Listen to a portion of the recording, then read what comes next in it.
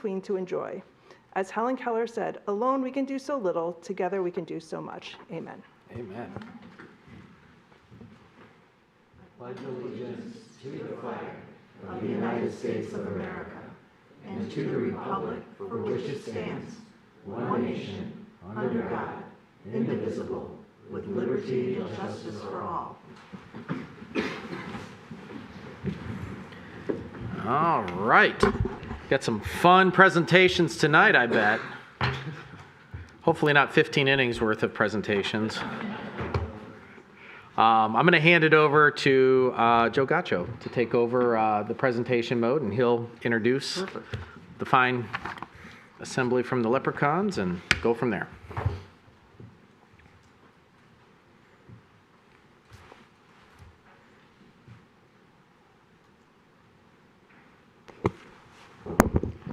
Still too soon on Friday, so I'll just focus on. Yep. I will focus on hopefully a better result for us from this group of presentations tonight. Okay. We will begin with 10 from the top, my effort to summarize 10 positive community interest stories coming out of the government. Number one, I want to begin with giving a little bit more context for the fleet policy changes. This is a big credit to our EAB and, of course, our staff responding to that. I want to give specific credit to our newer DPS Director, Kevin Yee, and our new Sustainability Systems Manager, Devin Dodge. They've worked together. Kevin, during the budget process, said he wanted to pause on fleet replacement requests so he could evaluate a policy, update the policy with sustainability in mind, and that has resulted in specifically 4 of our first hybrid vehicles chosen to be pushed forward tonight, and they're replacing traditional gas-powered vehicles, fully gas-powered vehicles, and also a reduction in 2 vehicles that were on a replacement schedule, but we're actually looking to just reduce our fleet size if possible, where possible, when it makes sense, and it made sense here. So I'd say statistically, though, I'd note that from a city miles per gallon, we're going from 19 to 40. And that's pretty good for those hybrid vehicles. So we'll continue to make those take those opportunities when they take shape, but those vehicles, if approved by the commissioner, are on tonight's agenda. Recreation aquatics. I am really pleased to just share the progress of the village. In this case, the village is the city, the school district, and then the YMCA, all coming together and really working on an enduring agreement that would enable us to provide aquatics programming with a refreshed partnership in mind into the future. So it looks like the agreements are getting approved through everyone's respective legal parties, and we are on track for a November potential recommendation to this body. Hopefully to all bodies who require the approval of the contract. So there's good progress, but I just wanted to signal this is a priority. Credit to our Parks and Rec Director, Nikki McEachern. She's really been working on this with the partners. And when you have a program that it takes 3 to administer, it can take a little time, but we found a good solution forward, we think. Red Run Park prep for improvements. So on your right, you'll notice we were working on some site demo work and site prep work to welcome the new large inclusive playground that's going to be installed at Red Run Park. This commission approved that project in, I believe, August, following the Parks and Rec Committee's recommendation. And they will include 2 accessible parking spots with a roll-up ramp. This is, I'm told, should be taking place over the next 4 weeks, the installation. So we should have a fall completion date for this project. Also want to elevate the walk through history this Sunday. We are going to be celebrating the 180th celebration of Orson Star House. This is included in some Sunday community programming, so do join us at the time and date and location stated on the slide to learn a little bit about the history of the house and how it dovetailed with the Hamer Finch Park. Totally, yes, it is. That's what I thought. Okay. Fire Ops 101. Commissioner Herzog and I got to join some of our firefighters. We were invited to participate and walk in their boots a little bit, per se. I stumbled in mine. I did walk into a wall. I could not see through the smoke. But they don't pay me to fight fires. So, but it was a great experience. It really was, getting dressed up. It is hot. We attended one of the final summer heat days, and it was hot in there. I think my favorite toy was on the right. That was really cool, to break up a car. Probably won't be able to do that again. I don't think they'll give that to me again, but it was pretty cool. So really, no, honestly, a great job by Oakway. It's put on by all of the fire departments who organize to really help us better understand the situations that they get into and what their needs are, and it really does do that. You can really only get it by doing it. So really appreciate it to our firefighters. Thank you. State budget negotiations. Lots of headlines about the state budget, and I just want to say that this is always on my mind. How does that affect the locals? So I'd isolate a few things that were noteworthy to me and to the Michigan Municipal League, our partnership entity up in Lansing, who lobbies on behalf of cities, villages, and townships. I'll kind of begin bottom up. The negotiating deal points that really factored in for us is they changed the way gas taxes is going to be imposed. So really they're taking the gas tax away at the pump, so you're not paying the tax at the pump. They're applying that at the wholesale side of things for fuel. What that does for cities, villages, and townships is reduces the amount of state revenue sharing, because the constitutional revenue sharing that the state passes down to local governments is all based on state sales tax collection. So since we're reducing the state sales tax that's being collected at the pumps, that's going to net out into an estimated loss of $291,000 to Royal Oak. And that will depend based on each organization. So we stand to lose about $291,000 in revenue sharing this year based on the initial estimates. They've replaced that with a 24% wholesale tax on marijuana that is proposed to be shifted towards dedicated road funding. That is estimated to generate a smaller amount, but is supposed to technically replace the amount of funding back towards the roads, not back towards city general funds. So what will be increased for us is we will get a little bit of a bump on local road funding, but that is restricted funding. Again, that is not general fund funding. So the revenues that we do receive are going to be restricted to local roads. We'll lose the discretionary revenues from the state that do help fund other city services like parks, rec, police, fire, general government, DPS. So we will continue to kind of monitor that as the situation evolves and the budget gets passed. Or the budget gets implemented, rather. It's been passed. Fall into action. We are in leaf season right now, and in the midst of leaf season, what better way to get it started by having a kickoff at the Royal Oak Police Department to give a really good overview from the Director of Public Services on leaf collection services. And I love the pun. We will rake through your questions about curbside leaf collection. Well done, Judy. We got to keep those puns going. Clawson Park celebration. I'm really happy to see this one come through. We broke ground on this in, I believe, early May. So this has been a noteworthy project, but you will see a re-envisioned youth baseball field that has been moved and reconstituted. Really looking forward to see the Sandlot break the field, take the field out in the spring.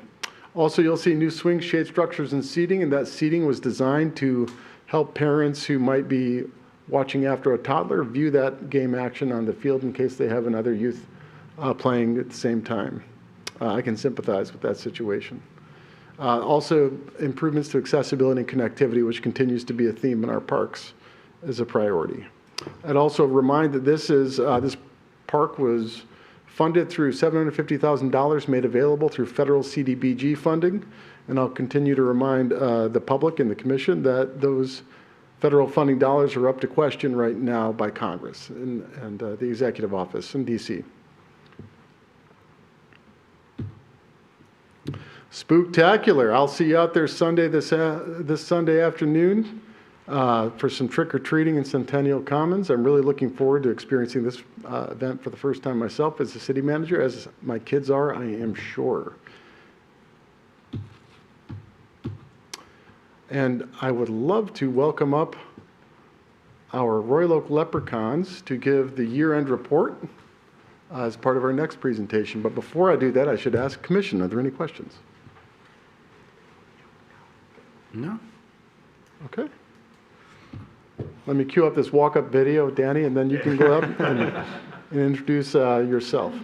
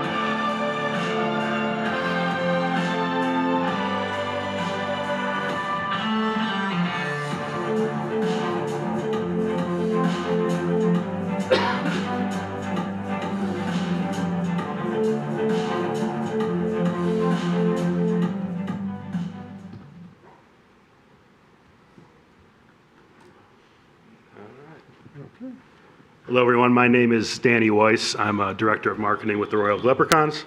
I'm Kurt Borngesser, Sales Director, Leprechauns, 27-year resident of Royal Oak. Video shot here, and it's about Bernie Sanders coming to town. Whoops. That is not us. Unrelated to the Royal Leprechauns.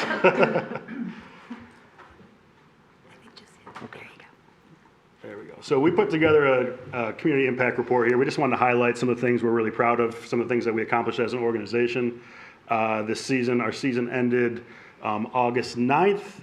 Unfortunately, we're one game shy of the playoffs, but we made a very strong run at the end there. And I'm here to guarantee we will make the playoffs next season. You can hold us accountable to that. So I have a couple highlights and accolades here.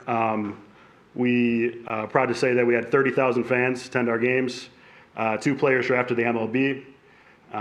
We set a single game attendance record, have had over 1,100 fans out to a single game. Like I said, most single season wins, and really expanding our social media reach, showing off that beautiful park at Memorial Park. 1.5 million impressions on social media, and then additional 5 community events that we put on outside of the baseball games. DJ LeMahieu is unable to be here tonight. He got stuck in New York, flight delay with all the flight stuff going on right now. But little quote here from you from him at the Royal Oak Leprechauns. Baseball has always been about more than the game itself. It's about community. As someone who grew up in Metro Detroit, he knows just how special this area is, and it all comes down to the people.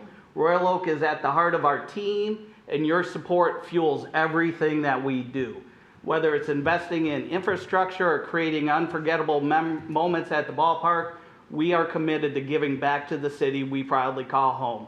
This community impact report is a look at the ways that we've worked to keep Royal Oak a great place to live, work, and thrive.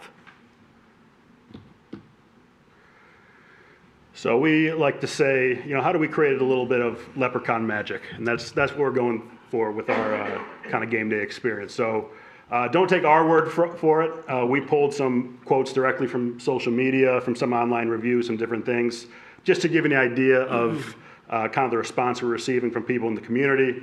My son is absolutely obsessed with going to the games at True Gem in Royal Oak. We're lucky to have them. This was our first experience with the Northwoods League, and the whole crew at the Royal Oak Leprechauns were top notch. Thank you for a great summer of baseball. So I just wanted to kind of highlight what we're hearing from around the community. Community relations. We're very proud working hand in hand with a lot of different departments in Royal Oak. Everybody from the fire, Royal Oak Police Departments, Parks and Rec, DPS, the building department, the farmers market, the Chamber of Commerce, public library, the schools, and many, many more organizations within the city. And that guy might look familiar there.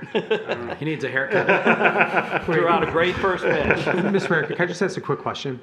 Is it typical for the person throwing out the first pitch to do it off the mound? Oh boy. Oh boy. We're not gonna get There's to different that. tees for different golfers, all right? There's different spots for different pitchers. So the Royal Oak Leprechauns ourselves, we're a nonprofit organization. We take a lot of pride in supporting different nonprofits in the area. So we have a nonprofit of the game program where each game will highlight a different nonprofit and give them an opportunity to kind of showcase what they have going on and raise some money for them through a 50-50 raffle. So here are just a list of some of the Royal Oak nonprofits that we worked with this season. There's Tom with the Royal Oak Historical Society we work with. So just some highlights there. 20+ local nonprofits supported, $5,000 raised, and like I mentioned, opportunity to kind of spread awareness and use our platform to spread the word on the great work these organizations are doing. Police and Fire Night, always a huge night for us. We welcome in Royal Oak Police and Fire Departments as our guests of honor. We provide them, their families, free admission, free night at the ballpark, thanking them for all their service and everything that they do for us. It's one of many, many special nights that we do throughout the year, but this is always a big one. They'll bring out ladder trucks, different vehicles for the kids to see. It's just a great way for them to connect with the community. And I think they all threw from the mound. Actually, a fun little story here. Those two officers played baseball together in high school. At Royal Oak, One was the pitcher and one was the catcher, so they got to kind of relive their glory days. Did you get out there, Chief? Next year. So Strikeout Cancer, like I mentioned, a big part of what we do is supporting different nonprofits. We had one sort of overarching initiative this season, and that was focused on various cancer organizations, one of which was Gilda's Metro Detroit, which is based right here in Royal Oak. So throughout the season, we were able to raise over $1,000, and we had 2 dedicated games to honor victims and raise money for the different organizations. We're very proud of the work we did there. ROSL, the Sandlot League, working hand in hand with them is very important to us. We did a free clinic for all the kids this year where our players and coaches instructed their players at Memorial Field, ran through drills with them. They got up close to those guys, pictures, autographs, just a fun time for the families and everybody. And we partnered with ROSL this year, and we gave every ROSL family free admission to our games this year. So you can see we ended up giving out over 2,500 tickets to just ROSL players and their families this past season.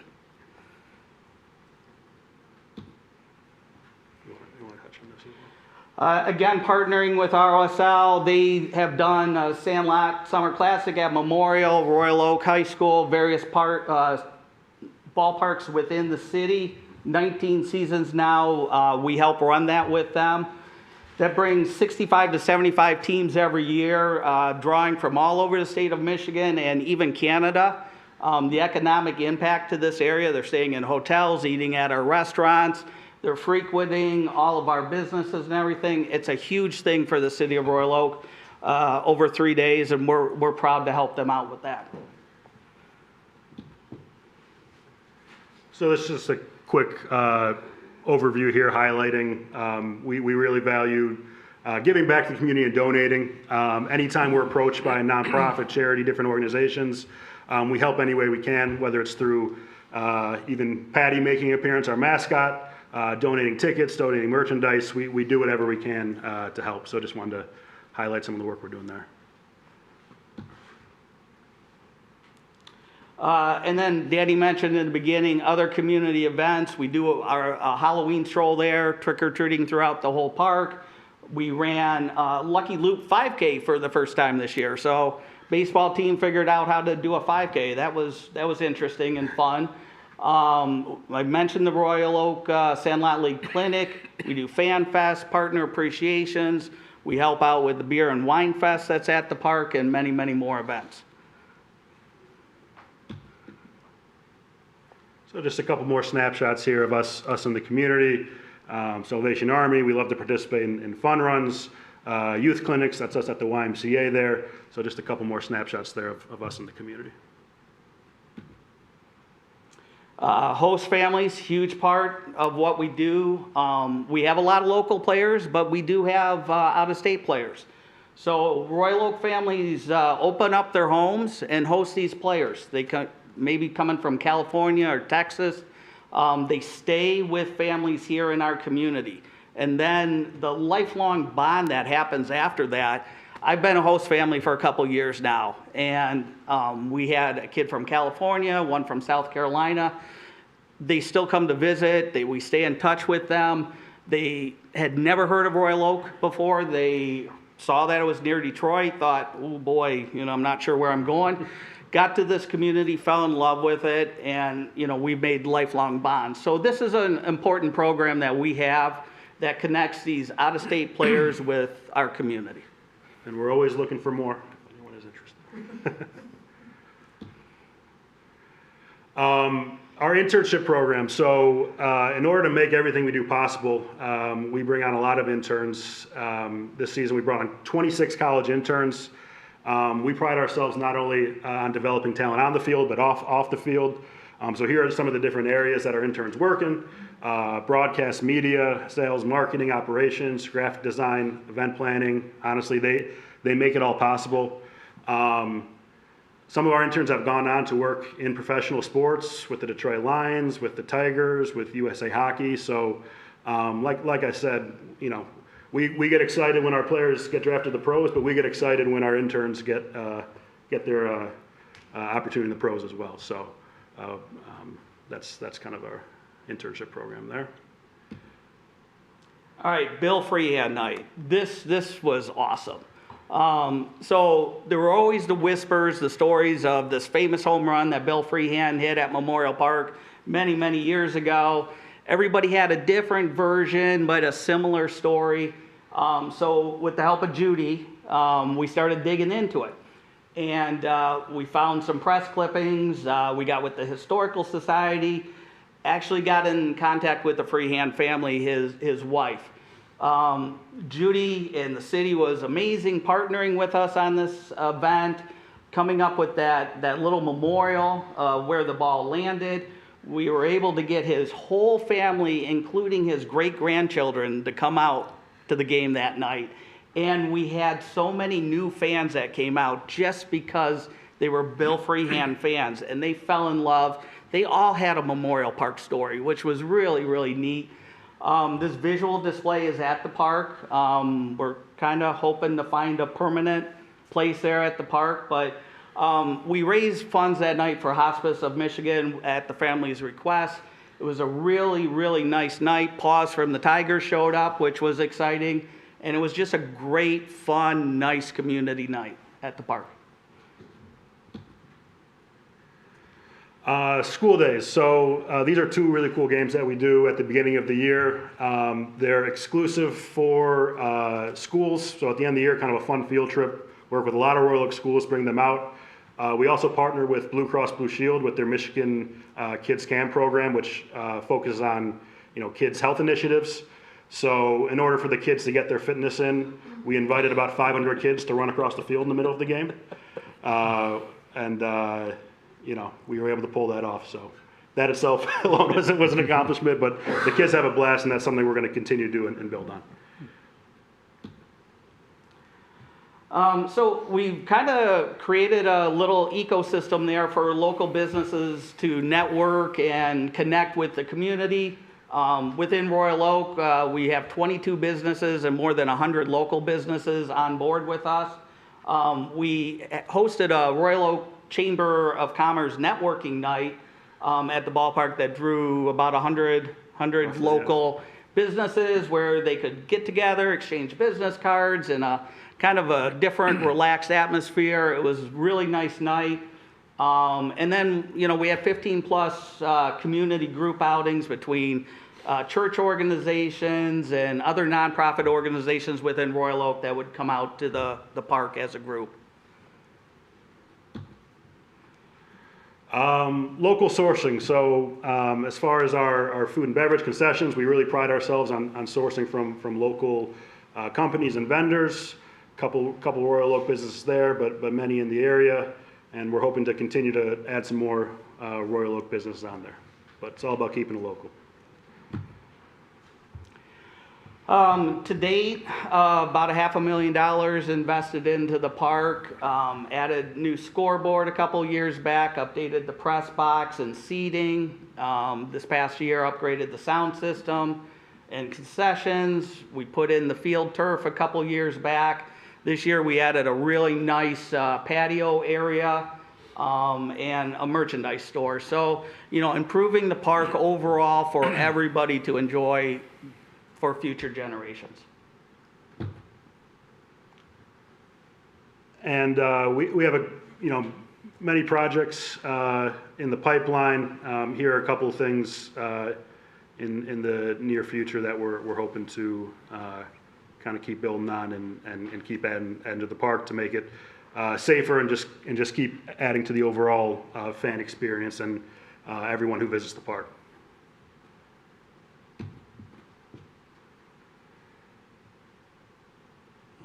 No, what is that one? No, I mean, this just kind of encapsulates what we're about. I mean, we really want to get across the point that, while we're big baseball fans, very passionate about baseball, it's about more than baseball.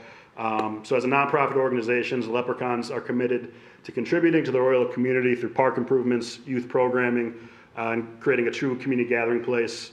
Our goal is to continue transforming Memorial Park into a premier baseball and event venue, one that generates new opportunities for revenue while serving as a community gem for generations to come.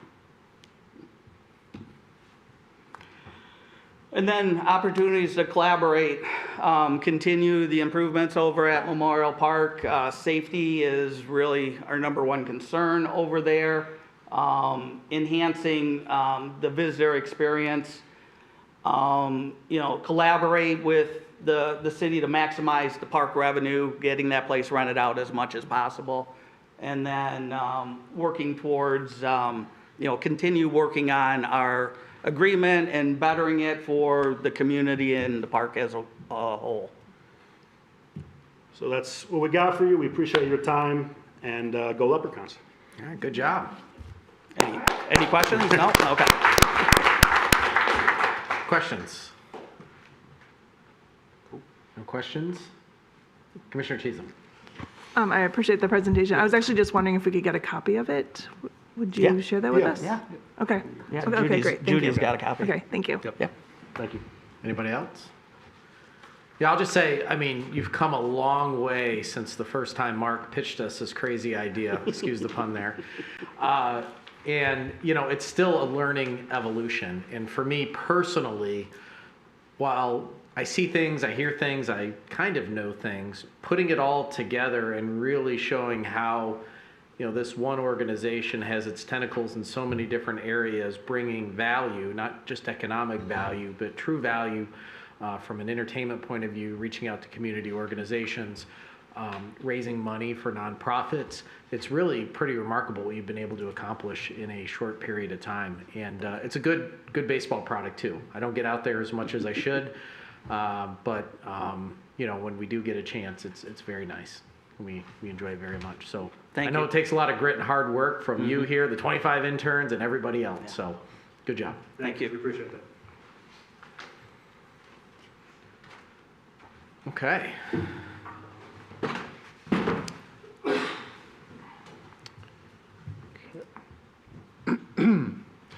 And finally, the final presentation, I'll introduce our Economic Development Director, Meg Truba, who will introduce an overview of the pending Reno program. Meg? All right, well, I don't have an exciting walk-up video for you today, but had I known, I would have gotten one prepared. I'm really excited to bring forward this program for you tonight. We're going to talk a little bit about, as an introduction, the new RENO program that we're going to be launching over here at the city. So RENO stands for Residential Enhancement and Neighborhood Opportunity. And this is a program that has been in discussion for the last 6 or 7 months. It was while we were moving through our last budget season. The RENO program is designed to support community development by incentivizing residential projects that align with previously established city goals. And those could be found in either our SCAP, our Sustainability and Capital Climate Action Plan, or our Master Plan. So the program is designed to zero out fees that are associated with the city building and inspection permit fees. And they will apply to qualifying projects to ensure that residential development supports the city's master plan and SCAP, specifically in the priorities of sustainability, affordable housing, and aging in place. The program is designed and separated out into 3 focus areas, and each of those focus areas will have a number of correlating activities that would be deemed eligible and would allow a project to take advantage of this incentive. The 3 focus areas are going to be green neighborhoods. So this is going to involve building department activities that are focused on renewable energy, energy efficiency, and water conservation. The second focus area is affordable housing, which is going to have activities that go ahead and support attainable housing and improvements that make a home more resilient. And then aging in place is our third focus area. It's focused on accessibility, safety, and independence for seniors. So again, we have these 3 focus areas, and within each area, you'll find a number of eligible activities, and each activity will be rooted back into the master plan or the SCAP. There's over 30 identified eligible program activities right now, all 3 that fit into those areas. I'm going to elaborate very briefly on the different focus areas to get some of our wheels turning about possible projects that could be considered eligible under this new program. So the first focus area is to have green neighborhoods. We're focused on permitted activities that would involve renewable energy, electrification, energy efficiency, water conservation, green infrastructure. This could mean, a solar PV installation or an electrical service or panel upgrade to help accommodate EV infrastructure or a new EV charger circuit. It could mean that upgrades to furnaces and boilers and AC replacements that are high efficiency. It could be LED lighting retrofits or, installing energy efficient windows and doors. It could be installing water saving fixtures like toilets and showers and sinks, or installing a green roof or putting in some permeable paving. Focus area number 2 is affordable housing. So this is going to be focused on building permit activities that are around housing and community development to increase resilience and safety in the infrastructure that we currently have. So those could be improvements like adding an accessory dwelling unit or finishing a basement to create more livable space, a water heater replacement or a sewer clean out or repair, or kitchen and bath remodels that become more efficient and allow for more affordable and resilient housing stock. The third focus area is aligning with efforts to encourage aging in place. So it's focused on accessibility and mobility. We're looking at health and safety here and creating a resilient environment and preparing for a potential emergency.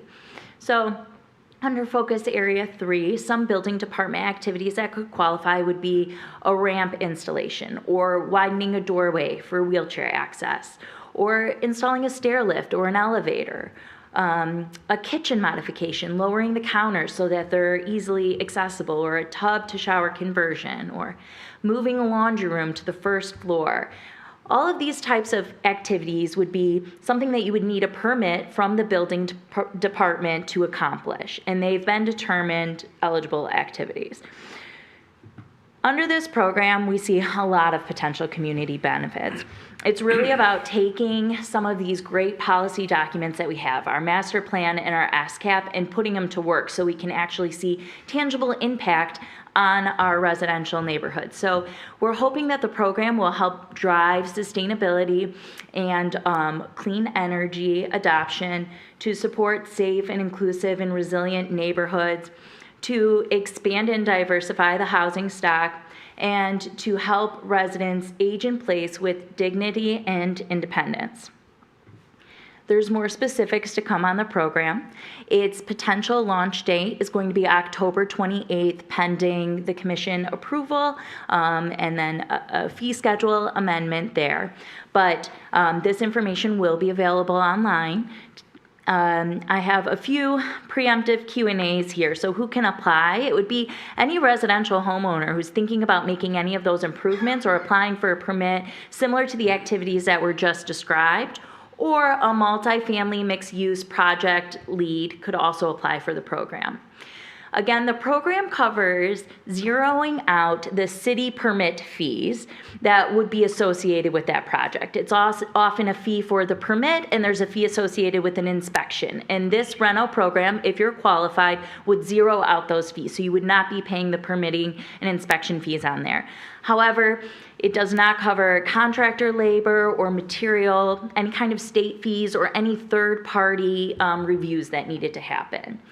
The application process will be relatively simple once it's launched, and that won't be until possibly October 28th after our commission meeting on the 27th. But basically the program guidelines and the eligible activities will be available online, and they're going to be available at the community development desk. What you would do is go ahead and review that, complete an application available online, and you submit that application right when you're applying for the building permit. So we're working it out so that our system, BSNA, where you apply for your permit, will prompt you and ask you if this is a reno project, and you'll put your application right in there, and then staff will review it and send out your approval. So there are key conditions here, but a few that we should focus on are that any of the work that would be considered eligible, it does have to be properly permitted work, and it has to meet all the codes and the standards that are set by the state construction code. The waivers, the fee waivers, will be valid for a year, and properties that are taking advantage of the program need to be current on their taxes and their utilities with the city. Now, this program is a pilot. It is set to sunset at the end of 2027. It's about a 2-year pilot. So at that point, we would reassess, and possible renewal may be considered. So we will be bringing back another agenda item on the 27th that will have the specifics of the program laid out. And then pending that discussion, it would launch on the 28th. And I can take any questions that we might have for that right now. Commissioner Macy. Thank you so much for this presentation. This is a great program. I'm excited. I think I'm going to be able to take advantage of it myself coming up pretty soon. I'm wondering, so it says properties must be current on taxes and utilities. What if the homeowner is on a payment plan for either taxes or utilities? Then they would still qualify for Okay. that. As long as they're on the documented payment plan, we would be able to have them qualify. Great, thank you. And then you didn't mention anything about, aren't there sometimes like construction bonds you have to pay? Are those counted, or they're separate? It depends on what it is for, but most of the construction bonds will still remain because a bond is often returned when the work is completed, so we will still be collecting bonds on the projects. Those are my questions. Thank you. We'll do Commissioner Colo, then Commissioner Douglas, then Commissioner Herzog. Thank you, Mr. Mayor. Thank you for this report. This is amazing, and it's great to see. I mean, this has been a quick developed program within the last 6 or 8 months or so. So thank you to staff for going out about this. You talked about how WROK is making it easier to do green infrastructure. We're working on housing affordability and working on aging in place. Are there other communities that you had to scope this off of, or are we kind of leading region here. This program is absolutely unique. So especially when we look at the scope of the program, you can look at surrounding communities within Metro Detroit and extending, I think Ann Arbor is a great example. They do offer some building incentives, but something that takes it as far as to waive all of your building fees, I mean, and depending on the size of your project, that can be substantial, is really a unique effort by Royal Oak to say that we are putting our money where our mouth is, we're putting this policy into action in a really tangible way. And there isn't a directly comparable program in Metro Detroit. There are smaller scale ones that don't cover as wide of scope or don't cover all of the fees, but this is an absolutely unique program. Great. It's great to see Royal Oak taking the lead on, house affordability, green infrastructure, and aging in place. So thank you.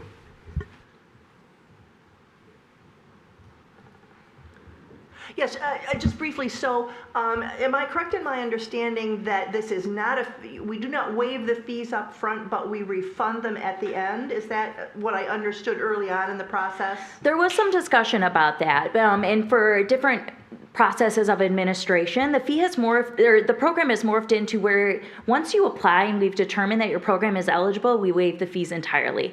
It's not a reimbursement. We're not collecting the money and then reimbursing it later. If you're meeting that threshold, and that's determined by staff right up front, we're waiving that barrier for you so that the cost of these improvements in the permits that you pay to the city are not a barrier that is, in the way of creating this improvement. And I'm assuming then that your process is going to have a way to ascertain that the work was done properly and thus the fee is, or the waiver is deserved. Yes, that's an excellent question. So all the work is still inspected and still required to get its final inspection. So when the work is determined to be applicable to the program, that will be noted in our system.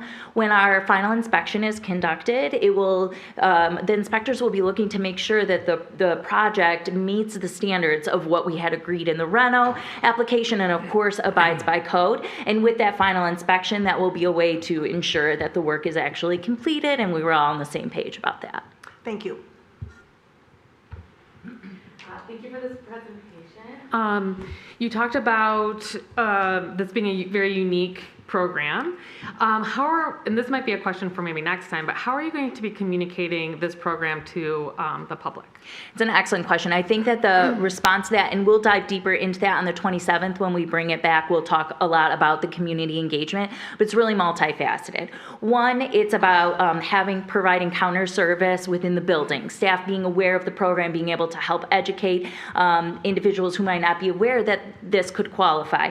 We have it set up right now for our code inspectors and our building inspectors to act as field ambassadors. They'll have one-pagers, so they're out talking to you about your work. They think it may qualify for the program. They're going to have information for you. It's going to be online. We're going to do social media pushes on it, but we'll also be working with potentially working with a PR firm to help better craft our narrative here and really get that into the hands of the public. And then additionally, one of my largest concerns is just not being aware. You're going to get online, you're going to get on BSNA, you're going to apply for your permit like normal, you won't know. So we've actually worked with BSNA consultants to develop into the module triggers. Is this a reno program? Do you know about reno? No? It will kick you back out to the website and educate you on the program, trying to catch anyone whose project might apply, but they weren't necessarily aware of the program. It's obviously in an incubator state, and it's going to be in its initial state. So following up, gathering data, benchmark, and reporting the impact is super important for myself and for staff as it goes through. And that will be happening regularly. We're going to be looking and seeing, is the program being taken advantage of? How many people are using the program? Are we noticing a lot of permits that could apply that just didn't quite make it? Those type of things, and we'll be able to report that back out. Thank you. And then can this go to the Environmental Advisory Board meeting? Their next meeting is October 22nd. I would like them to just view it and hear more about the program, and I think they'll also be ambassadors to the program. So, but Absolutely. it would be great for them to see it before we see it on the 27th. I love that. I think that's a great point. As many community ambassadors as we can have for any kind of grassroots program like this, the better. So I will ensure that that's on the agenda for the 22nd. Commissioner Hunt. Thank you for your presentation. You mentioned a few examples of projects that could fit into the 3 different categories.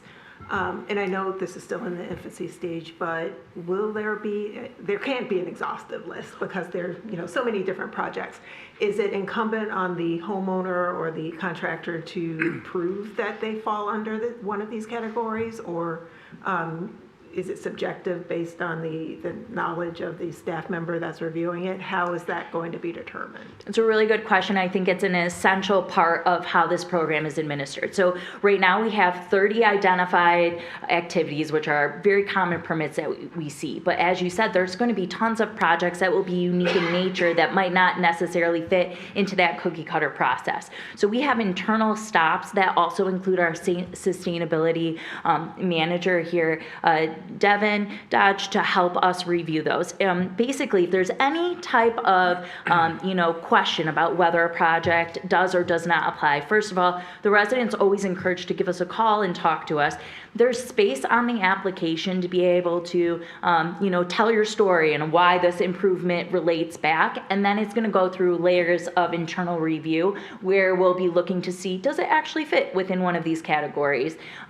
Because there isn't another program like this in the state, it wasn't a cookie cutter thing, and it is almost impossible to do an exhaustive list. So even on the guidelines that will be published online, it will say, quite point blank that this is not an exhaustive list, that there could be something outside of that. And if a resident feels that their project qualifies under those focus areas, to go ahead and apply and start that conversation, and then we'll see what we can do. Commissioner Teason. There's such a long line. I just wanted to see if my question got asked. So I'm not sure if I missed it, but is this it's only projects that are initiated after the start date of this program that will qualify? That is correct. So we thought a lot about it. There was a lot of discussion about whether these, we have some great green projects that are currently underway, but unfortunately the program scope does not apply to retroactive payments. So it will be once the program launches for that 2-year period and then sunset at the end of 2027 that would qualify. Commissioner Macy. I have a follow-up to that based on my own personal situation.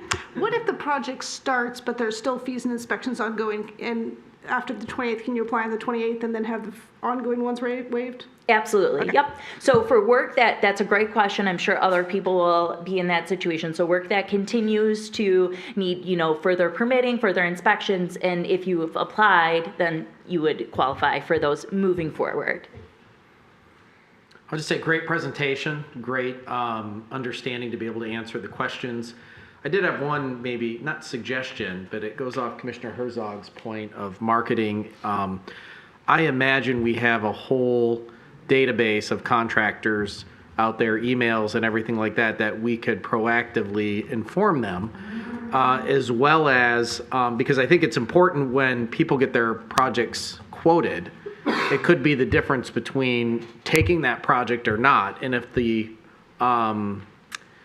folks that are doing the quoting out in our database, quoting everybody all over Royal Oak, understand that this might qualify, and they put in there, okay, X dollars for fees could be $0, and it helps that homeowner make a decision to put a chairlift in their house because that gets them right into their budget. I think that might be an interesting thing to look at as well. So that's great feedback, and we do have a list. All of our registered contractors would register with email addresses, so it would be a push there. And then one caveat that I think sort of builds on that is that it is important, and it is designed right now for single-family homes. The homeowner has to be the applicant. So, and that is because the homeowner is the one who ideally is seeing the benefit here, and we want the homeowner to be aware of the incentive.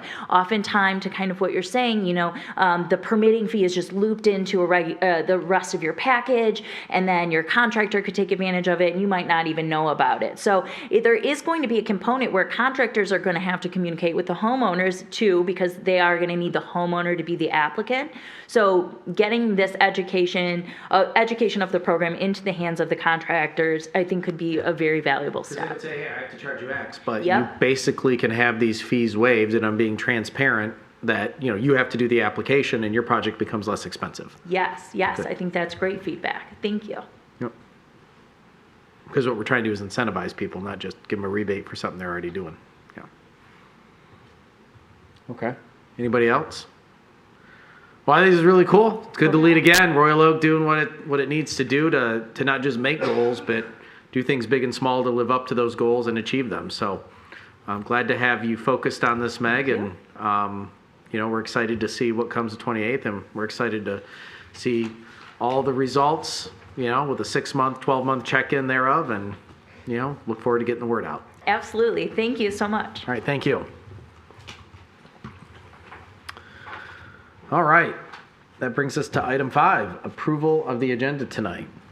Does anyone wish to make a motion to approve tonight's agenda? Commissioner Herzog. We have a motion by Commissioner Herzog. Is there a second? Second by Commissioner Colo. All right, discussion on the agenda? All right, with none, I'll call for the vote. All those in favor say aye. Aye. Those opposed? Motion passes. All right, that brings us to public comment. A few things before we start. The City Commission values and relies on the input of our fellow citizens to help make decisions. Now is the time set aside for the public to address the City Commission on any city-related issue, whether or not it's on the agenda. I ask that comments be directed to the City Commission as a whole and not to individual commissioners. The city has made it easier for you to request a follow-up on an issue or leave a public comment by simply scanning the QR code you see displayed. Please make sure to double-check your information for accuracy, as staff may utilize it for post-meeting responses.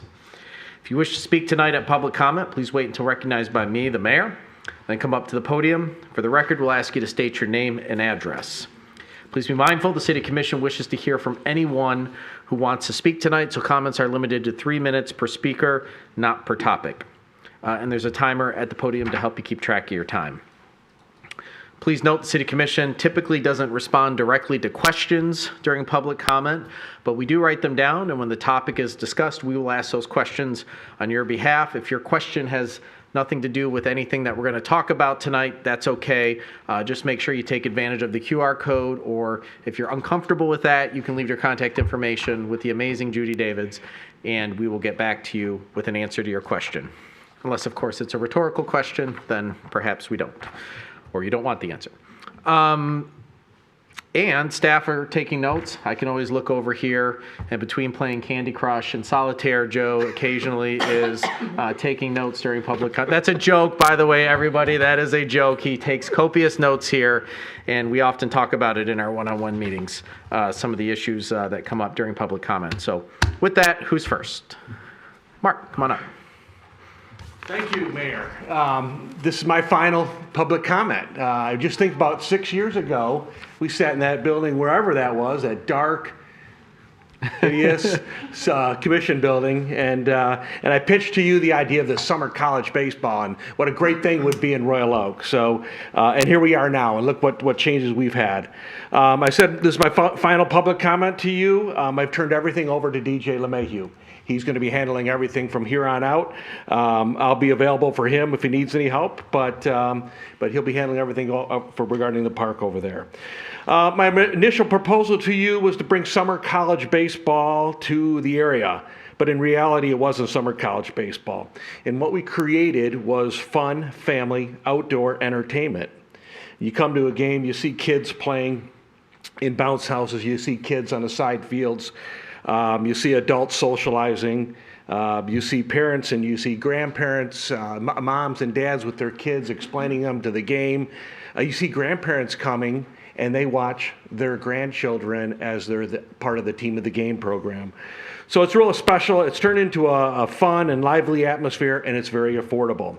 We're from Detroit. We have Tiger fans. We have Lions fans, although it's tough right now. We have Red Wings. We have Pistons fans. Well, we in Royal Oak hopefully now have Leprechaun fans. I've learned a great deal dealing with the municipality.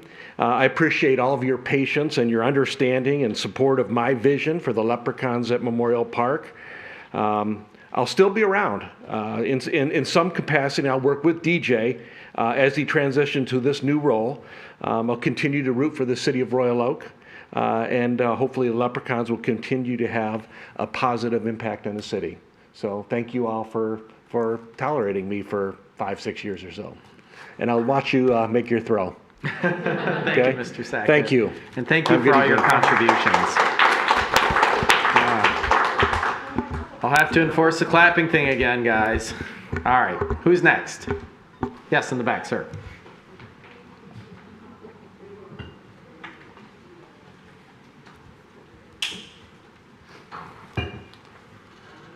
Hi, everyone. I came here tonight to hopefully speak for the last time as a city resident, but I also realize my kids will eventually ask me why we left the city they were born in, and I'll be telling them because the city was inherently corrupt and Is there a way we can get incapable. your name and address? Tim O'Donnell, 1212 East 14 Mile Road. I'll tell them because the city was inherently corrupt and incapable of self-correction. Correction. I'll tell them about small successes, like forcing the city clerk's office to follow the constitutional law and remove signs stating no cell phones at the polling locations. I'll tell them about failures like Jim Geierman, Jason Craig, and Dave Ness. I'll tell them about their mother meeting with Gretchen Whitmer while the harassment was occurring and being asked to stay in Michigan, not to move out of state, and to work 12-hour days a week to manage the emergency hospital construction for Southeast Michigan during COVID to benefit a community that was actively harming us. I'll tell them about state leadership telling us this harassment surely could be corrected by the municipality, and I'll tell them about the city council member that was a licensed attorney and thought all of it sounded very normal and not a big deal and directed us to pay nearly $1,000 to the ZBA to keep our property. I'm here tonight, though, because I think I figured out the source of the corruption I interfaced with, but I need to call on the help of the council to extract that answer from a current city employee and a former council member, Jim Ellison. Jim has spoken a lot about his deep knowledge of assessing to the point where he actively advocates for the city property owners' constitutional rights in the Headley Amendment to be ripped away. He must have a deep knowledge of assessing to have spoken this way. And previously, he publicly thanked Jim Geierman for preserving municipal revenue. I want you to ask your employee, Jim Ellison, exactly what actions he has knowledge of Jim Geierman taking to preserve municipal revenue. Ask Jim Ellison if he ever met with members of the department head union where preserving municipal revenue was discussed. Then communicate your answer from Jim Ellison to the city manager.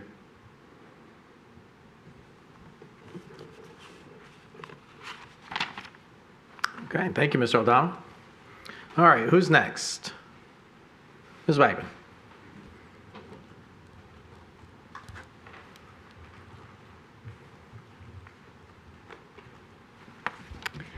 James Wagman. Good evening. I'd like to start with something positive, which is the new senior center renovations. I went to the grand opening, reopening of it. It looks beautiful, and I appreciate that they're fully ADA compliant. Thank you to, I want to express my thanks to Director Yolanda Botello McLean and her staff, Hugo Cardenas and the DPS employees, Jill Martin and Judy Davids for the historical research and posters that really bring our city's story to life. Secondly, not so nice, the city's issued an RFQ to develop a new website. I completely agree that the current website needs a major upgrade. Navigation is confusing even for frequent users like me. However, keeping the eScribe Agenda Center separate, as stated in the RFQ answers, won't fix a major flaw that affects residents, staff, and even board and commission members. Beyond the lack of ability to perform standard searches, documents are added, replaced, and deleted without notification.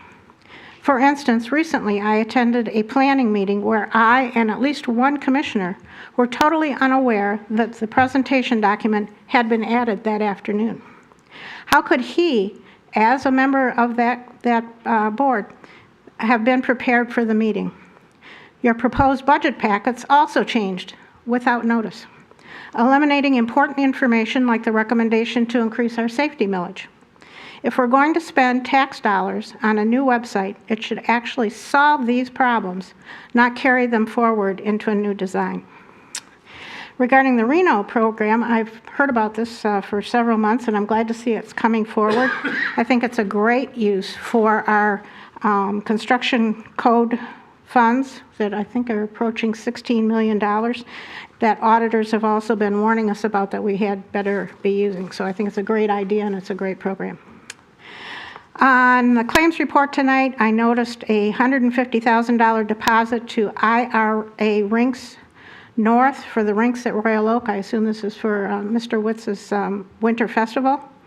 In the interest of transparency, I'm asking that the revised contract for the Winter Festival be attached to the next consent agenda. Finally, residents are still waiting for an update on the animal shelter and the $1.1 million federal grant. At the budget meeting 6 months ago, it was said that that building a new shelter was off the table and other options, even closure, were being discussed. What's the current status of our ARPA funds and the animal shelter? As I requested previously, residents deserve an updated discussion on how these funds are going to be spent, not a spreadsheet tucked into the consent agenda. On a day when hostages are reunited and the world catches a glimpse of peace, may we be reminded that good governance, like peace itself, is built on transparency, trust, and respect for every voice. Thank you. Thank you, Ms. Wagman. All right, who's next? Going once, going twice. All right, we're going to close public comment, bring the meeting back to this side of the table. That brings us to item 7, the consent agenda. Does anyone wish to pull anything off tonight's consent agenda? Commissioner Colo. Item H, please. Item H, which is approval of matrix fee study proposals. Okay, anybody else?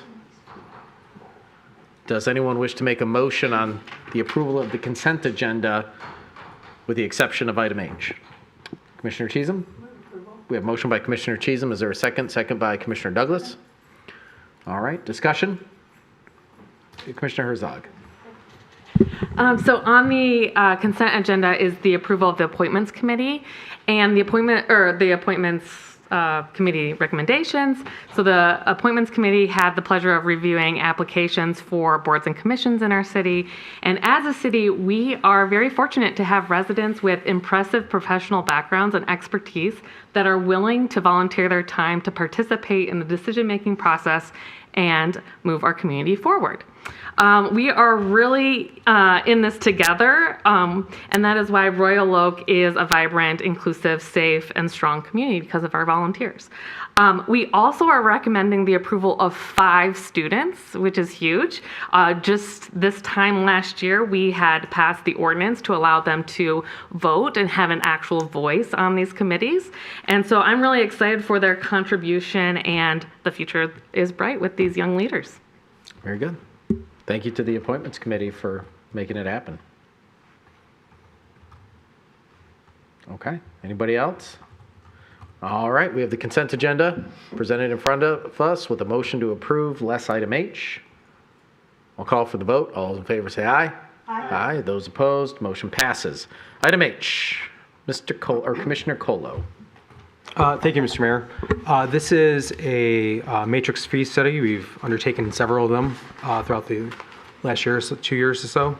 What caught my attention is that there's 2 studies here. One is looking at the State Construction Code Fund and the best way to use those fees, and that sounds appropriate and a good use of our funds as we continue to expand and see the best way to redevelop that department. But the other one that caught my eye was the Parks and Rec fee study. This is something we've talked about in our budget session. That seems something that could be undertaken in-house for $20,000. So I would be inclined to move forward with the building fee study, but not the Parks and Rec fee at this point. Any other questions or comments? Commissioner Douglas. So, and who do you think will be doing that study, Commissioner? So we discussed this, and this would be, this is something we talked about, benchmarking in-house, how we look at our Parks and Rec fees. We've always said that we want to continue to underwrite these services. We are the better option for residents throughout the city as opposed to going private. I think what we asked for this year was to look at how much it actually costs us to run these programs, and that's data that we should be able to collect We know how much we pay our vendors to run the programs. We know how much the buildings cost. And to set, we can look at that while setting fees. But for $20,000, this seems to be something that you can almost hire an intern for half a year to do that in-house and get more value out of that. I'm not inclined to do another matrix study on it at this point. When we can do this, it seems to be something we can ask staff, especially because we've expanded our Parks and Rec department over the last year with 2 new employees. Mr. Gaccio, any comments? Yeah, I saw this as an opportunity to lower our costs by leveraging the fee study for the state construction fund. So we have an efficiency opportunity with the consultant who could perform the same. What I'm interested in is doing a time analysis of all the resources, including staff inputs, contractor inputs, field inputs, for pretty much every Parks and Rec fee, and that will result in essentially a fee template that could be used for other departments to inform we're all constructing our fees in a consistent templated way. So you really, there's no real action recommended from this. This is information.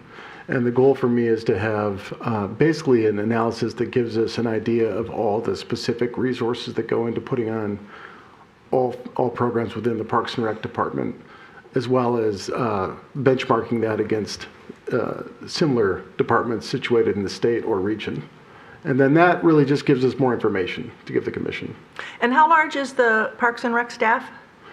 We have 1 admin and 2 staff, 1 director, and 1 programmer. So, yeah, I will say I'm inclined to trust the judgment of our city manager. It's a city manager form of government. He oversees the staff. He knows their capacity. I'm not inclined to second guess him on this. Anybody else? I would just ask, it's an interesting question because I know by law, we have to charge what something costs to provide, right? So if we have a dance program and it costs $1,000 and there are 100 kids in it, or 10 kids, it's $100 a kid, right? And the question I have is, have we done that initial study on our own to say, well, we know what all of these things cost and we know what the registrations are, and we've done a quick look first to say, okay, are our fees at all even aligned? That seems like a pretty, just side by side, we've got 50 programs, this is what we believe they cost, this is typical average, and, we're roundabout right, there's no gaps, there's no, some programs we're subsidizing, but is that a crazy request to look at first before maybe we hire a consultant? We could do our best, but the reality is it's not in a vacuum, right? The Parks and Recreation Department is interdependent with the Finance Department, with the DPS Department in coordination with facilities. In some cases, depending on the facility, you have other actors, including the ice arena, including the farmers market, including fields, depending on the field nature. So there's a lot of assumptions we would have to be making in time and availability, and even just existing records of all of those outputs. I think, this goes back to, scoping out and leveraging the efficiency. We are having a fee study of the state construction fund while they're in there looking under the hood. It seemed to make sense. And we didn't have a lot of historical documentation. I'd also note a lot of institutional loss and knowledge through the transition of the last year. It's just, I'm not confident in where all the information is and to what baseline we have. So this seems to make sense to come out with a baseline. Yeah, and I totally understand. I guess my question is I've had a lot of consultants in the private sector come in, and they all do different types of things. But with the scope of work, would this person just be saying to staff, give me this information, give me this information, give me this information, and then we're still doing the work to get all the information, and then they take it and they put it in a column and divide it over the amount of participants in each program or field or whatever, and so is this really just coordinating everything? Or because it says they're going to produce a final fee study report. To me, the value add to that, I don't know, because I don't know that we can charge more than what it costs. If they're finding things in there that thinks that they should cost more or cost less, but the collection and gathering of the information, I feel like our staff's going to do anyways. they're going to have to support the consultant. There's always going to be a request for documentation, right? They're going to have to get the basic scraping of information. What are your policies? What are your list of programs? What are your list of instructors? But on top of that, they get to the subjective. Now is the interviewing of your department staff. And they're going to be interviewing them a little bit about the nature of their jobs, some of which might not actually be documented or not, sometimes we have practices. We don't have policies. So they'll be able to suss out kind of how all of these departments have approached these programs in the past.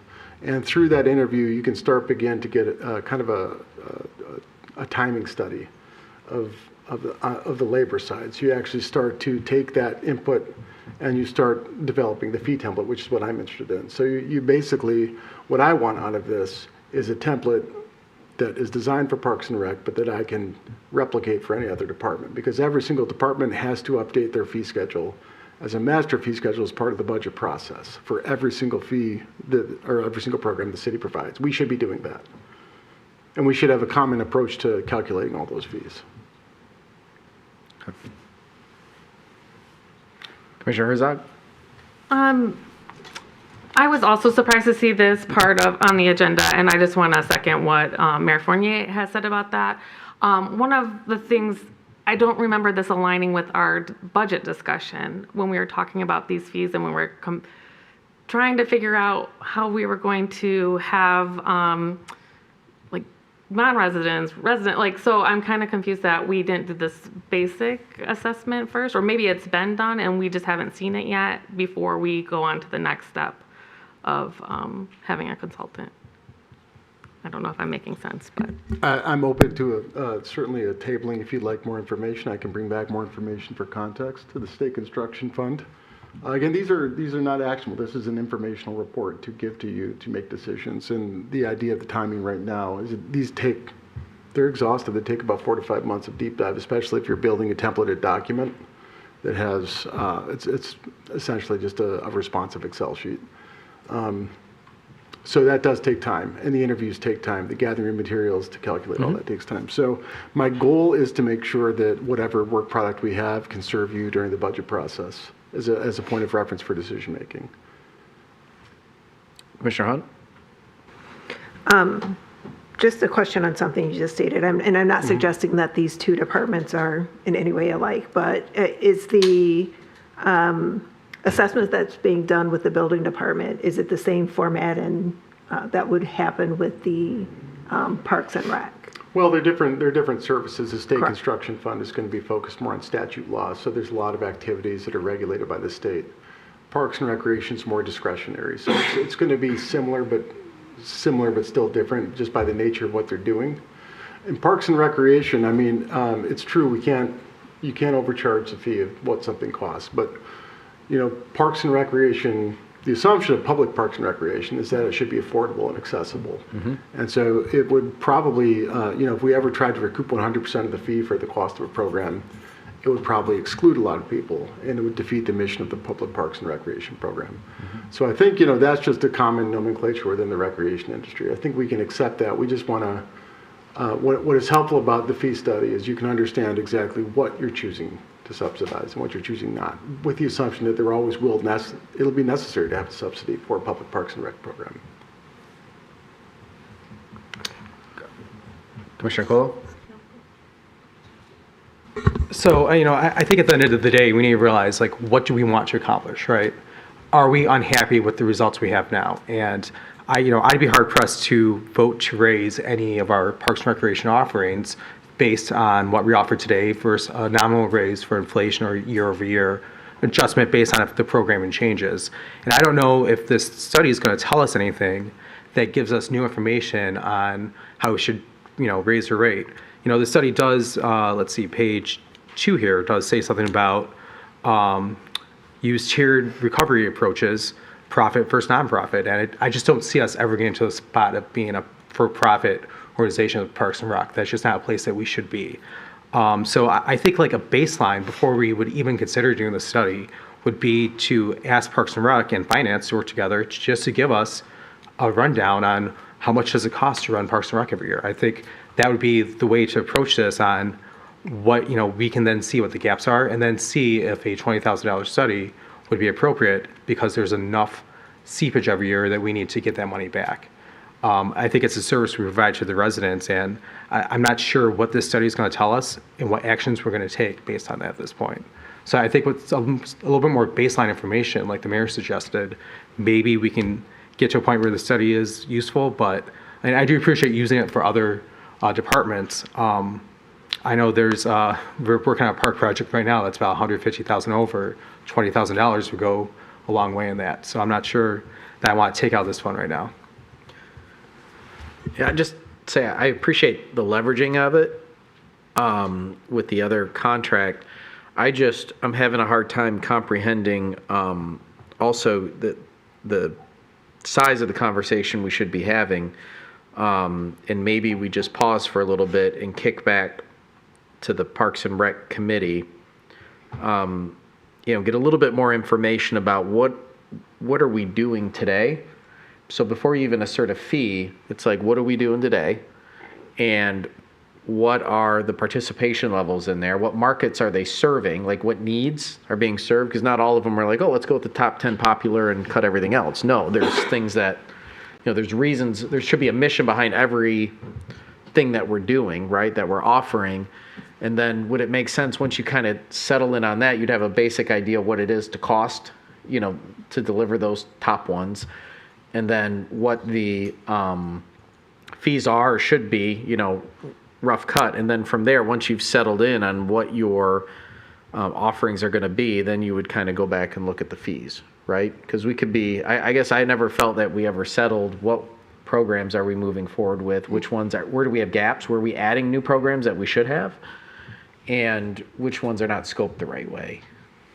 I'd add, so it's clear to me that, this is a baseline I need to set with the commission. So this isn't really an assessment of what programs should or should not be offered by the city. This is a simple study. This is an operations item. That's pretty common for most departments. Right. I was saying that you probably want to do that first and then understand what the fees are after. You know what I mean? Like, kind of what are you go back and you get these guys to do this now, and then we realize we're going to replace 5 programs with 10 programs that are more relevant and germane to the needs of our community. And then do you have to go back and redo it again? And well, I think the hope is you get an evergreen template that can survive plug and play programs, right? That's the idea. But I'm certainly not, the state construction fund is the lead dog, and that's the one that that's my priority. Yeah, that so one. If you want to table it, it was an opportunity to be efficiency that I thought I'd take, but certainly we can have further No, it's a good discussion, thought, good and I can provide more idea. information. Commissioner Douglas? Yes, and Mayor, I don't disagree with your ideas about really a top-level prioritization of what services we should offer and how to evaluate those. But what you suggest further adds to the scope of the job that we're trying to accomplish here. And I support the city manager's, report that he just wants to get a handle on fees. And what you're describing is, I think, is much more of a policy decision that would come out of a strategic planning session among the city commission. Sure. But my thought is should you understand what those are before you go throw 20,000 after, should you settle in on what you should do? A little bit of chicken and the egg, I guess. Yeah, and I would say that you need to, after the first of the year, the staff's going to start putting budgets together that the commission is going to need to look at. And if you wait to do the policy work, it'll be another year before you actually sit down and assess fees. And you can assess your fees and then do the policy work and say, well, yes, this program is very expensive, but it's also extremely popular in value and heavily used. So I think you can do the cart or the horse first here. Commissioner Colo? Thank you, Mr. Mayor. I move approval of the building fee study and postponing indefinitely the parks fee study. We have a motion by Commissioner Colo. Is there a second? Second by Commissioner Herzog. All right, discussion.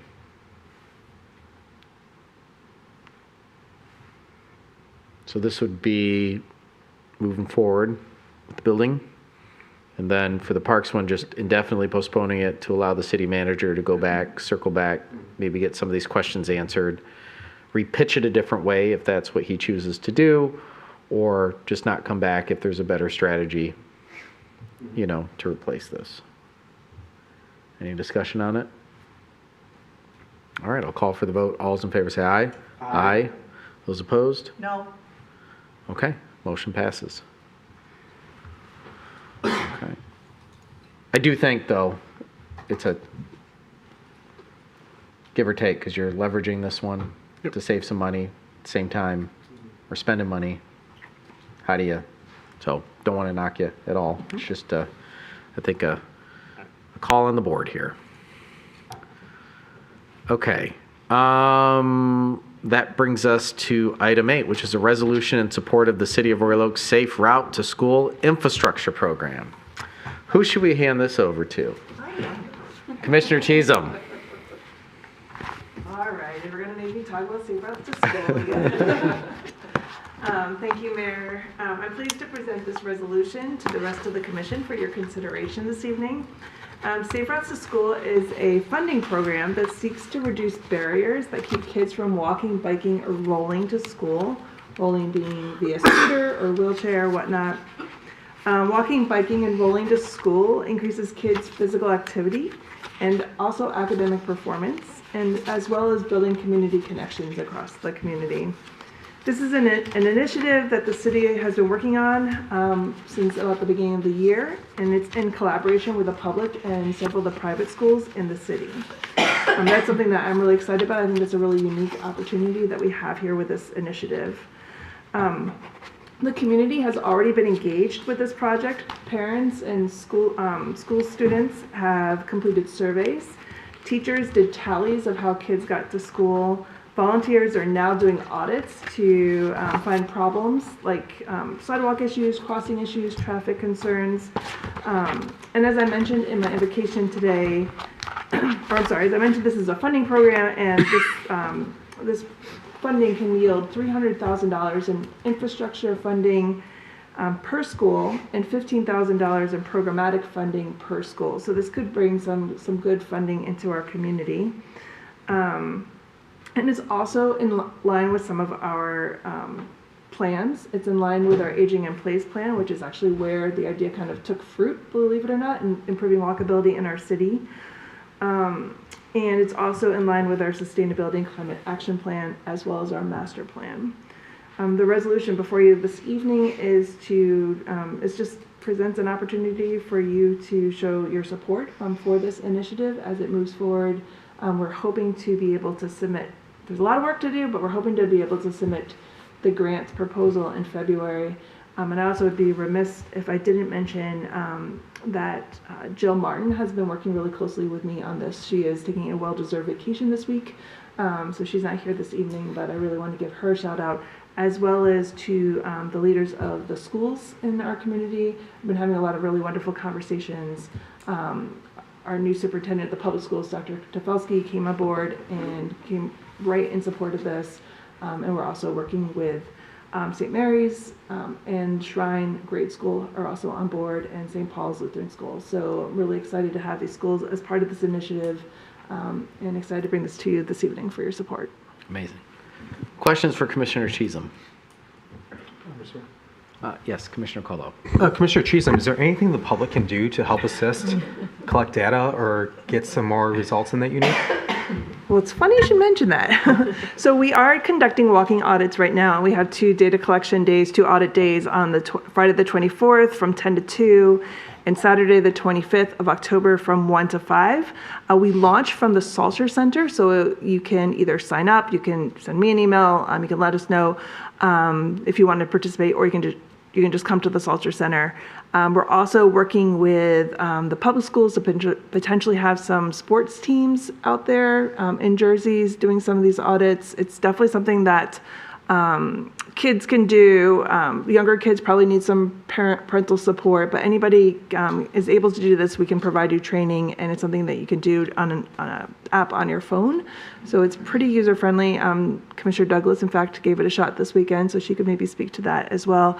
And also, we're really open to hearing from parents or other members of our community about concerns that they have. So again, you can just email me a concern that you have. So I hear about, traffic moving quickly by some schools. You can send us the area that you're worried about, or specific crossings that you think might need a little bit of love. We're really interested in hearing some of those, because what we're going to be doing is bring all this data together, and trying to identify some of the key places, and then working with our schools to figure out potential solutions, and then working with some of the experts, including some of our partners at MDOT and SEMCOG and the county, to figure out what's the most feasible. Commissioner Douglas. Yes, thank you, Mayor. Yes, so I took a shift this past week, and I will say that this is an excellent way to get your steps in and be productive. It's a pleasant walk down lovely Royal Oak City streets, and you're contributing, as Commissioner Chisholm has said, not only to our aging in place plan, but also to making our streets usable and friendly to children and to anybody who wants to walk or bike or roll or push a stroller or a skateboard down our sidewalks and move through our intersections safely. So well done. Oh, and they have snacks. There's snacks? There's snacks. There's always snacks. Anybody else? Some of all their snacks. I would just like to, personally thank you. With 2 kids that occasionally, because their dad is in city commission and their mom's a teacher, have to walk home from the middle school more often after sports or after school than they probably would like. And they're actually pretty good about it. You can't underscore the importance of making sure that, kids are they're bright and they're smart, but I think it's incumbent upon us as a commission, it's incumbent upon us as adults in the community, as mentors in the community, that we help shape a better way for them to move in the community that they love. When we talk about a walkable and vibrant community, we're always talking about, oh, you buy a house here and you walk to the store and you go to the restaurants or the bars and all that, but boom, here comes Commissioner Chisholm thinking, well, yeah, we got all these kids walking to school too. And that's not just a mode of transportation, that's a journey. They're hanging out with their friends. They're, building community in their own regard. And having a safe environment to do that is something that, probably has been thought about. But when you bring people on board to a commission like this, like Commissioner Chisholm with her public health background, and having a child and having that experience and being different from the rest of us in that regard, in her professional background, you get cool things like this. And just as a dad, I want to say thank you. As a mayor, I want to say amazing. So thank you, Commissioner Chisholm. All right, so we have a resolution in front of us.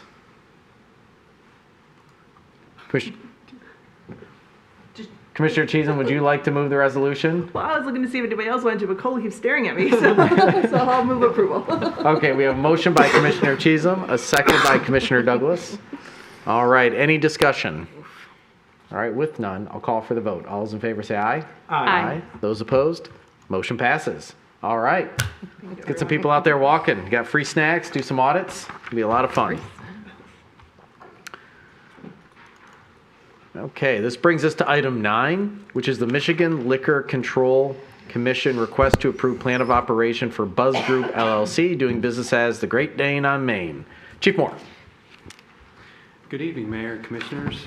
The Police Department received a request from Buzz Group LLC, located at 112 South Main Street, to change their plan of operation. And specifically what they're looking to do is change their format, a floor plan, and their doing business as name. And as you will recall, this group was before this body and received approval for their plan of operation back in October 28th, 2024, to do business as Voodoo Brewing Company. At the time they received approval from this body, they were still in the review process with the Michigan Liquor Control Commission. And after an extensive back and forth with the applicant, his attorney, they were not able to achieve approval, and they did not open for business. Since that time, Voodoo Brewing is no longer affiliated with Buzz Group. and they're bringing a new concept forward for your consideration. So the new concept, the Great Dane on Main, proposes to operate as a bistro-style restaurant and bar. The menu will feature a variety of items: sandwiches, burgers, pizza, signature entrees, and craft cocktails. And they're anticipating their food to alcohol ratio to be 60% food to 40% alcohol. And all other elements that was previously approved, including hours, the entertainment permit, everything else will remain exactly the same. There will be no changes to the building except for some updates on some decor. And after a careful review, the police department is not opposed to what they're proposing. I'm happy to take any questions, and I will point out the applicant, Michael Dimmer, is here, as well as his attorney, Mark Burrich, if you have questions for them as well. Questions for Chief Moore? Commissioner Colo. Thank you, Mr. Mayor. Just to clarify, it was not a fault of the applicant that the MLCC did not approve it. It was an issue with the franchisee and the beer distributor, correct? That's correct, and if we get into the weeds with that, the attorney, I'm told, is prepared to explain that, but it had nothing to do with the applicant. It was more or less the parent company and the MLCC. Gotcha. Thank you. All right, any other questions for Chief Moore? All right, petitioner want to come and say a few words, or you're not required to, but we'd love to hear from you. Mark Burzik from Fahey Schultz, Burzik Roads, Lansing law firm. We do hospitality law, among other things. But here, for the specific purpose, if there are questions about what happened at the Liquor Control Commission, we're here to answer those for you. But it was nothing. There was no issue with the applicant. It was the contractual relationship between Voodoo Brewing Company and Voodoo Licensing, the franchisor, with whom we had a contract. And so when Liquor Control denied our application, we severed relationships with Voodoo Brewing Company, and Mr. Dimmer is opening up an independent restaurant, Great Dane on Main, and we've already been approved at Liquor Control for that license. So he's finishing up and trying to get certificate of occupancy on Wednesday, and then ready to go. All right. Questions? What's your dog's name? Maine. Shasta. It's not. My son's name is Dane. If you're wondering where the name came from. And no, there's not really a interesting or intriguing story behind the name. It's just like kind of a last second thing. So it's not Danish food. No. Okay. No. It's, No pickled herring or anything like that? Danish oxymoron, Danish cuisine. Any other questions? What do you think the big difference is going to be now that you're kind of running your own show versus being a franchisee formerly? a lot more stress, I would think. In keeping with this evening's theme, it's like deja vu all over again, being back here from last year. But well, we'll have to pay the royalty, so that's a good thing. There you But we go. do have more control over the food. So before we had to go with their food, and we've got new, different, interesting items on there, like I don't know, pistachio encrusted lamb chops and shepherd's pie and a few other things. So, and then we'll constantly just test it, every month and see what what sticks and what doesn't sell. So we'll constantly be working on it. So to keep it fresh. Commissioner Hunt. In keeping with questions about your menu, how are you coming up with that? Are you using some sort of consultant to curate a specific type of menu or specific type of food? You mean like WROK? I'm sorry. No, we have a chef, and she's putting that together. So, I guess based on her experience, and then, but we'll be testing the food with. Well, I think we're going to do a real long soft opening, and bring a lot of friends and family to kind of really, test the market or test the items. So. And you're more than welcome to come.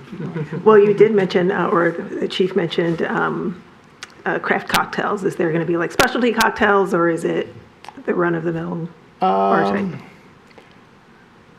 No, there'll be specialty. Yeah, cocktails. That's not really in my wheelhouse, that I don't really drink that type of stuff, but we do have a bartender that's gonna put something together, yeah. Well, willing to test that, so. Okay. Yeah, I love pistachios and I love lamb. I never thought about putting them together, but I can't wait to at least try that if you keep that on your menu. All right. Yeah. They'll go really well after a few cocktails. We also have, in addition to your chef, if you're ever curious, we really believe in different parts of our community coordinating with each other. So we have OCC will be cutting the ribbon here pretty soon on their culinary school. So that's a great resource to tap into, especially for people to work and go to school and all of that. We have the farmers market with a lot of fresh food and things like that your chef can tap into and do specials and all that. So I always want to put a plug for a community that likes to weave ourselves into being a stronger tapestry for everyone. So just a few thoughts for you. No, I've already been sympathetical on that, yeah. All right. Anybody else? All right. Well, I think we'll talk about it up here and then see where it goes. All right. Thank you. All right. The Great Dane on Main. Pistachio lamb chops and craft cocktails. Commissioner Cheatham. I'll move approval. We have a motion by Commissioner Cheatham. Is there a second? Second by Commissioner Douglas. All right, discussion. All right, no discussion. I'll call for the vote. All those in favor say aye. Aye. Those opposed? Motion passes. Unanimous. Congratulations. You'll be open pretty soon here. You said C of O, maybe even this week you're looking at? My wife's been involved in the decorations. It's the toss, it's up to the air. Okay. Well, good. Well, can't wait to see everything when it's finally done. All right, thank you, gentlemen. All right, that brings us to item 10, which is Commissioner Herzog's favorite part of the meeting. I'm sorry, it's adjournment. Does anyone wish to make, does anyone have any announcements or anything they want to make? Anything from staff? Okay. Does anyone wish to make a motion to adjourn tonight? I think there was a tortoise hair situation. I'm going to go with Commissioner Herzog. Can we please go home? Commissioner Herzog, would you like to make a motion? Motion to adjourn, please. We have a motion by Commissioner Herzog. Is there a second? Second by Commissioner Cheatham. All right. Any lengthy discussion on this very important motion? All right. With no discussion, I'll call for the vote. All those in favor say aye. Aye. Those opposed? Motion passes. We're adjourned.